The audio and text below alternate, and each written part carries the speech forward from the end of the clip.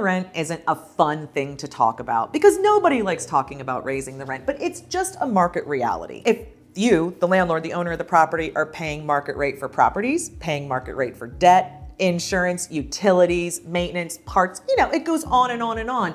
You have to pay market for the things that go into the business.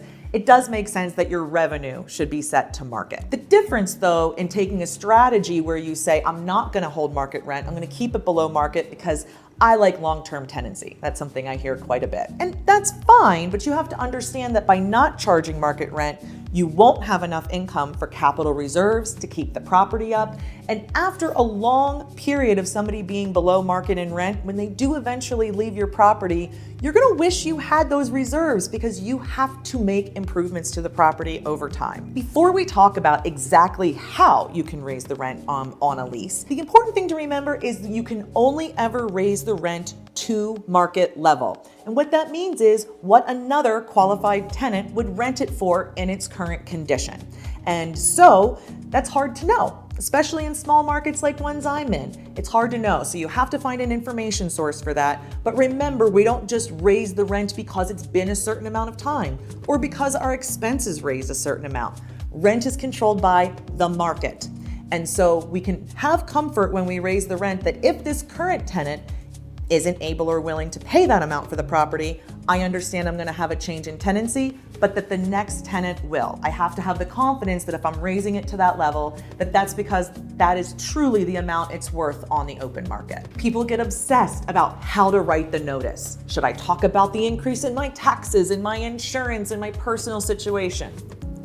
No. In fact, worry less about what you're writing in the notice. It should be clear, it should be factual, and it should give great options. Now, when you write this notice, one of the best things you can do is give options to your tenant. So yes, the end of the lease is coming up. What sorts of leases are you offering? Are you offering maybe longer than a year? Maybe you're offering something in a year, and then you're even offering something more short-term and flexible. Now, what's interesting about that is you can start to incentivize what you want. Do you want longer-term tenancy?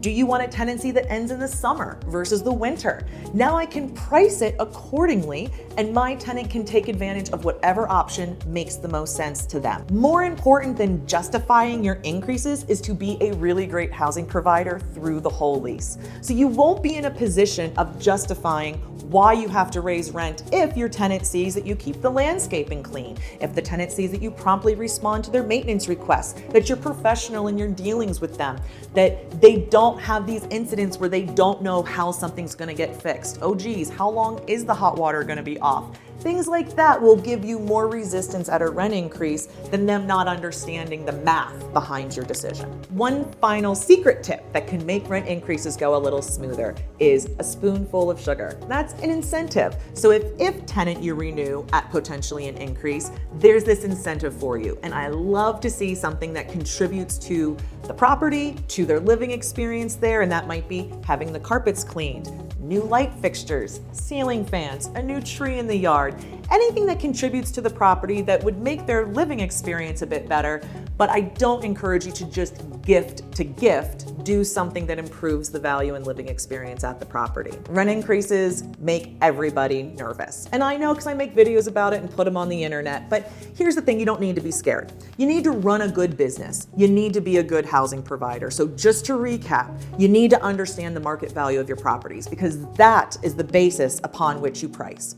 You also need to be an excellent landlord and housing provider. Be prompt with handling the maintenance. Be professional in the dealings with your tenant. Make sure there's nothing they can find lacking in your service. And then give them a couple of options that work for you and might potentially work for them. Anytime you can give them a little bit of control in that housing arrangement, it's going to make that pill go down just a little bit easier.